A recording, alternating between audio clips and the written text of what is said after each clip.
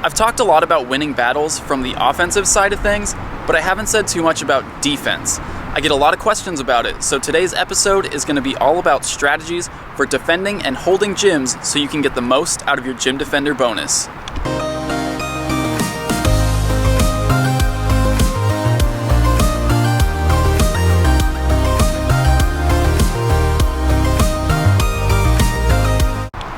When it comes to gym retention, the most important thing to consider is location. If you try to take over a gym in a popular, crowded area with a lot of foot traffic, you're not going to hold on to it for more than a few minutes. Because there are so many people passing through, that gym is going to get attacked and taken down almost immediately. Today, I'm in an industrial area of downtown LA where there are quite a few gyms and Pokestops, but not a whole lot of foot traffic. I'm going to place defenders in as many gyms as I can and see how many I can hold on to until the end of the day.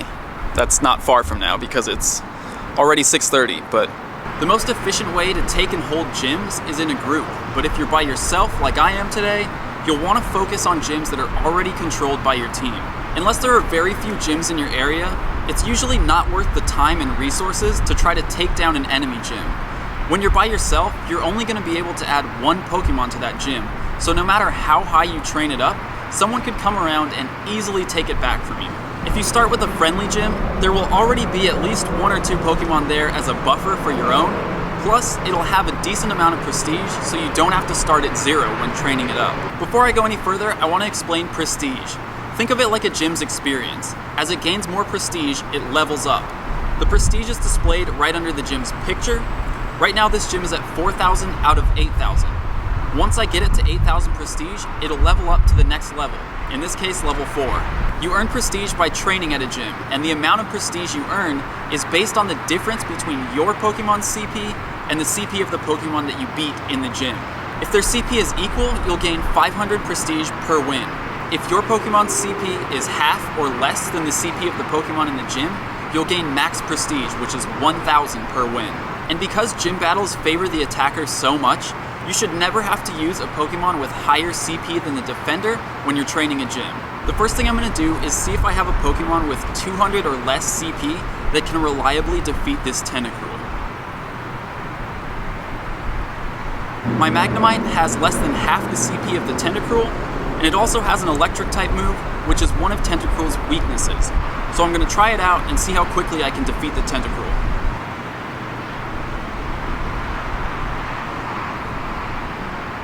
Seems like I can. Since I don't have anything that's going to efficiently beat the Tentacruel, I'm going to focus on the Vaporeon. I'll use my Electabuzz with 2 electric type moves because it'll quickly take out the Tentacruel, and it has about half the CP of the Vaporeon, so I'll gain max prestige from that battle.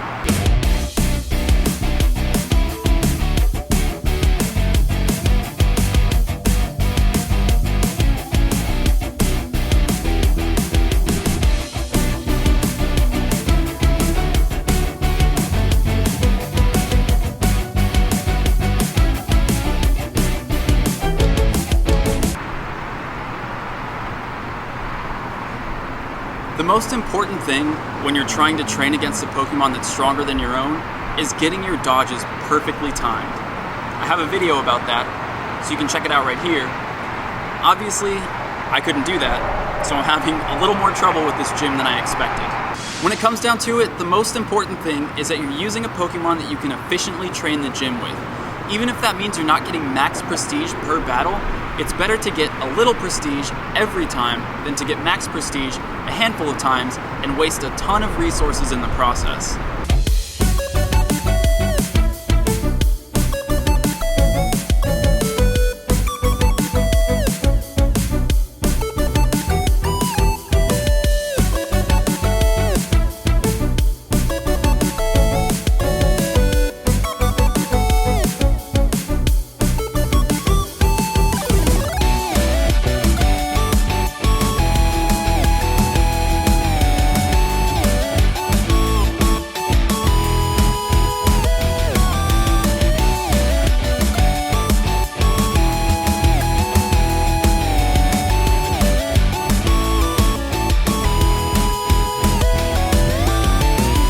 Ideally, you want to train a gym up a little higher than level 4, Level 7 is generally a good stopping point because after level 7, the amount of prestige it takes to level up increases dramatically. From level 6 to level 7, it's 4,000 prestige, and from level 7 to level 8, it's 10,000 prestige. Especially in a case like this where I'm by myself and I'm having a hard time with this Tentacruel because I don't have something that efficiently trains for max prestige against it, I'm going to choose to leave it here at level 4 and move on because I'm losing light. When you're choosing which Pokemon to leave in a gym, you can consult some of the spreadsheets that I've mentioned before to see which moves are the best defensively, but the authors of both spreadsheets, Professor Kukui and Q Mike, have both admitted that there might be flaws in their calculations when it comes to defensive moveset ranking. One of the most common questions I get when it comes to defending gyms is, why is the best defensive moveset different from the best offensive moveset? The reason is that AI-controlled Pokemon behave a little differently than human-controlled Pokemon. Pokemon defending a gym have a 2-second cooldown between each of their attacks, effectively adding 2 seconds to the cast time of every attack and changing its total damage per second. Generally, moves that take longer to cast have their DPS affected less by this change. For example, Water Gun takes half a second to cast, while Bubble takes 2.3 seconds. Overall, Water Gun's DPS is reduced far more than Bubble's because Water Gun now takes 5 times as long to use, whereas Bubble only takes a little less than twice as long. As a general rule, quick attacks with higher base power typically deal more damage per second as defensive moves. The same can be said for charge attacks, with moves like Hydro Pump still dealing more damage per second than Water Pulse. The reason you see Water Pulse ranked higher than Hydro Pump in most defensive movesets is because there's one more factor to consider, and that's the amount of times the Pokemon uses the attack. Taking into consideration the 2-second cooldown for defenders, Hydro Pump deals about 15 damage per second, while Water Pulse only deals a little over 6. While Hydro Pump might be more efficient if they were both being used consistently, in a gym defender battle, that doesn't happen. Because of the difference in their energy costs, a Pokemon can use Water Pulse 5 times for every 1 Hydro Pump. For 100 energy over the course of a battle, that equates to 100 damage dealt with Water Pulse versus 90 dealt with Hydro Pump. And because both of those moves will deal more damage per second than the Pokemon's primary attack, you want to be using them as much as possible. So when it comes to using charge moves defensively, typically, but not always, moves with lower energy costs, meaning more stamina bars, are more efficient to use. Once you know which of your Pokemon are going to perform the best defensively, those are the ones you're going to want to leave in gyms. I'll leave my Vaporeon with Water Pulse here to defend this gym. And since it has the highest CP, it's going to be the last Pokemon here. Typically, you're going to want to leave higher CP Pokemon in gyms, because if they're lower, like this Tentacruel, they'll be the first one knocked out when an enemy comes to attack the gym. Okay, I have to admit, I lied to you guys a little bit. I'm not actually alone today. Cassie's here, but because her phone screen is broken, she can't help me train up a gym, but we're going to see if she can get lucky enough to leave a Pokemon there. Come on. Leaving a Pokemon in a gym is worth 2,000 prestige. Right now this gym is about 1,500 prestige short of leveling up, so once Cassie leaves her Pokemon, you'll see its level increase. Seeking? Yeah. Alright. Got it. Now that I've trained this gym up and left the Pokemon here, I'm gonna look for a few more Team Instinct gyms in the area and see if I can add some Pokemon to those. Since Team Instinct is so heavily outnumbered, there are very few gyms in this area that we already control. So I found a pretty weak Team Mystic gym, and I'm just gonna take this one down and take over it really quickly.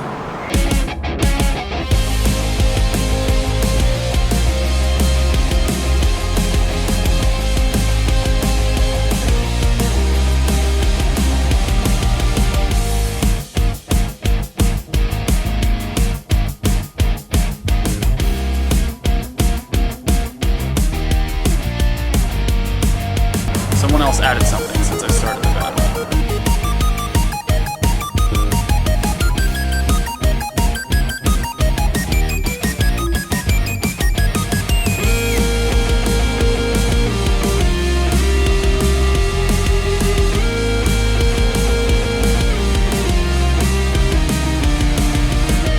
Still not too difficult to beat, but it is going to take a little bit longer. Alright, there we go. Down to 0. I'm going to claim this for Instinct. Hopefully I can do that before someone else does it. Got it. So that's 2 gyms. I'm gonna have Cassie leave a Pokemon now, and I'm not gonna spend a lot of time here training this up because it's getting dark already. Here's gym number 3. Pretty close to Skid Row, so I don't think a whole lot of Pokemon players are coming down this way. There's only one Pokemon in the gym. It's a Dragonite, and there's no way I'm going to be able to train efficiently against this, so I'm going to leave my Pokemon here first. Now I can train against that pretty easily with some of my lower CP water types. If you find a good Pokemon with decent moves at lower CP, it's a good idea to keep that because you can always use them to train. You never know what the CP of a Pokemon in a gym is going to be, so it's good to always have something in every range so that you can train efficiently on whatever might come up.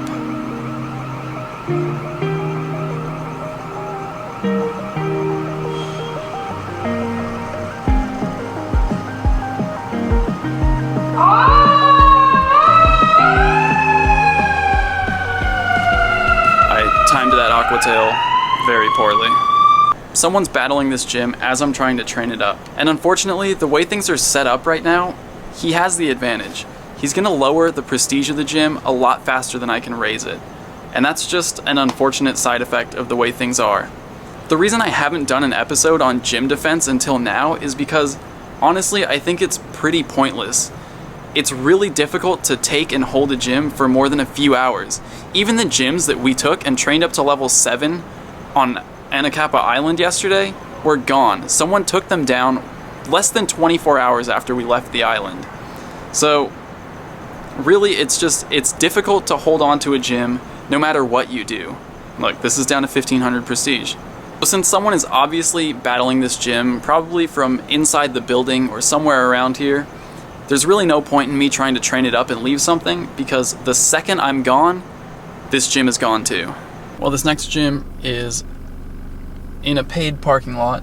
It's this giant chair, which is actually really cool, but since I don't want to pay for parking just to put a Pokemon in the gym, I'm gonna stop here and get kicked out by security, or maybe that's not security. But I'm gonna leave a Pokemon real quick and then we're gonna move on. That's 3 gyms now. Let's see how many of them I'm still holding. 3! I could collect my biggest bonus ever right now, but I'm gonna try to look for 1 or 2 more. See if I can get a little bit more than 3. My search for Team Instinct gyms brought me to some pretty sketchy parts of LA, and my phone just died. I managed to claim 3 gyms in total. Not even claim, add Pokemon to 3 gyms. But now that my phone's dead, I'm gonna head home, charge it up a little bit, see if I'm still controlling any of those gyms by the time I do that, and then head out and find some gyms around home that I can try to add some Pokemon to. While I'm here getting a charge into the phone, let's talk a little more about gyms. Right now, gyms are designed to have a high turnover rate. They're meant to change hands quickly. Gym battles massively favor the attacker so that it's easier to take them down. One attacker can lower a gym's prestige much faster than one person training can raise the prestige. An attacker lowers a gym's prestige by 500 for each Pokemon they defeat, and they have the benefit of using their 6 strongest Pokemon to do that. When you're training a gym, you get to use 1 Pokemon, and it has to be of equal strength to the Pokemon you're training against if you want to gain 500 prestige. In the most recent update notes, Niantic mentioned that they're working on rebalancing training battles. In a previous episode, I said that I expect them to fix something that's kind of being exploited, which allows people to train gyms up quickly using weak Pokemon. Without going into too much detail, essentially you put something weak in a gym, like a Magikarp with 100 CP, and use all your throwaway Pokemon with 50 CP to easily beat the Magikarp and train it up really quickly. There's one specific method known as the Bubble Strat, which lets you use a 10 CP Diglett against a 20 CP Pokemon with Bubble as its fast move, and because Bubble takes so long to use, you can knock that Pokemon out with the Diglett before the Pokemon even attacks, and gain prestige really quickly without using any potions. I expect Niantic's training balances to fix exploits like this by changing the way that prestige is earned. Instead of calculating prestige at a flat rate, I expect it to scale with the defending Pokemon's CP. Currently, you can gain max prestige by defeating a defender using a Pokemon with half of its CP, and it doesn't matter what the actual CP value is. It could be a Dragonite with 3000 CP, and you use a Pokemon with 1500, or it could be a Pokemon with 20 CP, and you use a Diglett with 10. You're still going to gain 1000 Prestige in both of those cases. If Prestige were based on the two Pokemon's actual CP values rather than the ratio between the two, training could be a lot more fair. Training against stronger Pokemon would be worth more Prestige, as it should be, and methods like the Bubble Strat would be rendered ineffective. If the maximum Prestige you could earn was equal to half of the defending Pokemon's CP, then defeating a 3000 CP Dragonite in training could be worth up to 1500 Prestige.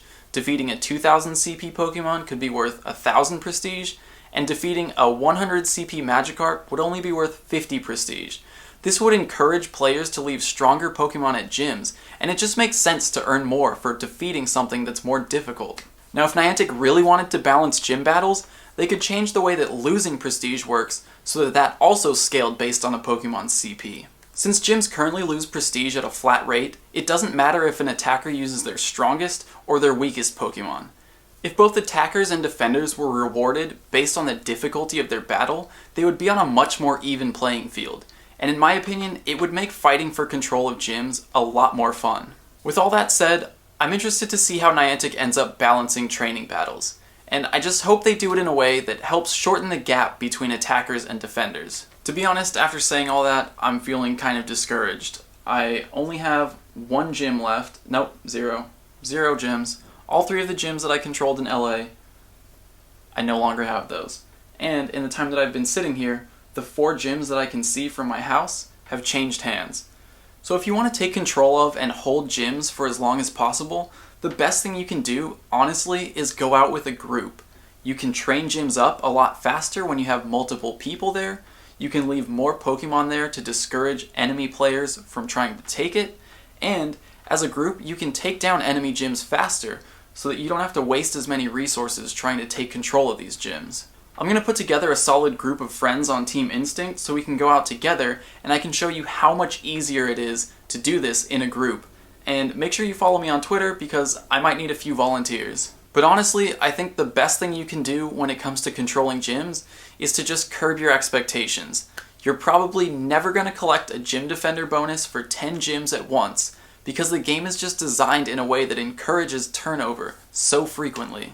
I think until Niantic brings a little more balance to gym control, there's really not much point in making it a goal to capture and hold multiple gyms for long amounts of time. With some of the recent updates to the game, I'm starting to have more faith that Niantic can actually accomplish this, so study up because eventually all this will hopefully mean something.